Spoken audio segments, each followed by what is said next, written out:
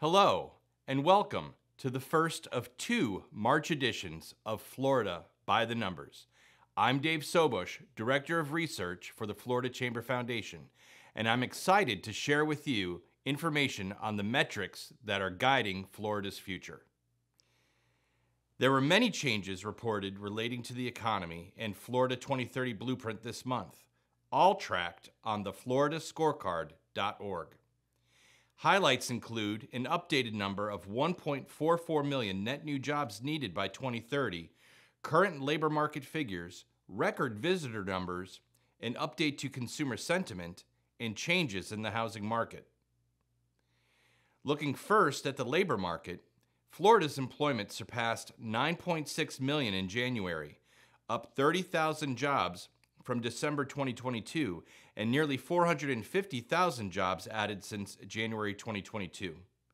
This gain continues Florida's trend of year-over-year gain every month since April of 2021. The 448,900 jobs created over the past year represent an annual growth rate of 4.9%. While all major industries saw employment gains, leisure and hospitality again saw the largest raw and percentage gain over the past year, continuing its rapid resurgence from a deep pandemic decline. The leisure and hospitality industry also saw the strongest gains in the past month, growing by 1.2%, or roughly 4 times faster than the 0.3% growth rate reported for all industries in the aggregate. We note here that the financial activities industry, which includes finance, insurance, and real estate, had seen a decrease in employment from October to December. Yet, from December to January, this sector added nearly 5,000 jobs statewide, erasing some of the recent decline. Construction saw a relatively mild dip in employment, whereas the information industry saw a slightly larger decline of 1.1%. Shifting our focus to unemployment, Florida's unemployment declined by 5,000 people from December to January.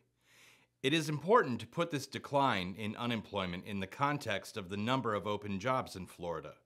Currently, for every 100 open jobs, there are 74 Floridians looking for work. This gap is evidence of a workforce shortage. Florida's labor force needs are greater than the available workers, but how does this compare to the rest of the country? Based on open jobs data for the 10 most populous states in the United States, Florida has the lowest ratio of unemployed people to open jobs. While this is not a unique challenge, the gap is noticeably greater than the next closest in Georgia. Georgia has 92 unemployed people for every 100 open jobs. In the middle is Texas with slightly more unemployed people than open jobs. And lastly, New York with significantly more unemployed people than open jobs. 160 unemployed for every 100 open jobs. Moving on to the residential real estate market, single-family housing starts rose to just more than 8,000 in January. However, recently released sales data for existing single-family homes for January showed a decrease to nearly 14,700. Although this is an increase in housing starts over the last month, both starts and sales are down significantly from where they were this time last year. Starts are down 32.1% from January 2022, and housing sales are down 32.5%. As you can see in the chart, the current 12-month rolling average is approaching January 2019 levels. Rising interest rates in the past 6 months, in conjunction with significant inflationary pressures on household budgets, have sidelined some would-be homebuyers, powerfully affecting transactions. Despite an increase in sales and starts over 2022, January's nearly $390,000 single-family median sales price, while declining slightly from last month, is an increase of 4% over the past year. A little less than a third of January's single-family housing sales were paid in cash, slightly more than the national share of 29%. This large and growing share of cash sales reflects the perceived unattractiveness of prevailing mortgage rates. Speaking of perceptions, Floridians' outlook on the economy remains low, according to the Consumer Sentiment Index.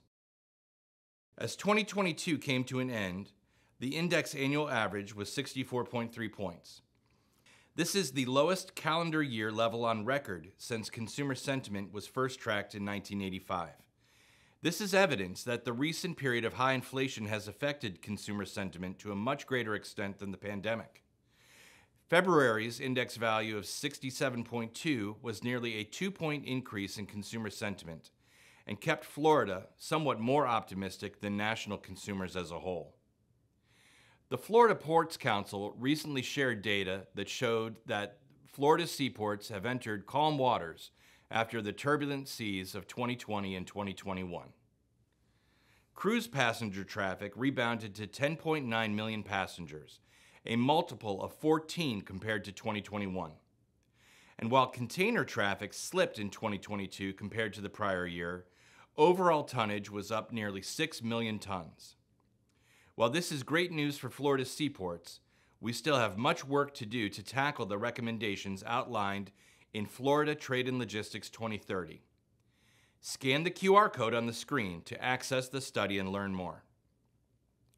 You can also learn more about the role of Florida's ports, seaports, airports, and spaceports in growing our economy by joining our movement to prepare Florida's infrastructure for smart growth and development at the Florida Chamber Foundation's 2023 Florida Transportation, Growth, and Infrastructure Solutions Summit. This year's event, held April 19th in Orlando, will convene leaders from across Florida to explore the challenges and opportunities to connect Florida's communities to one another and to global markets as we work to preserve the environmental and community assets that support Florida's continued economic growth. Scan the code on the screen and register today.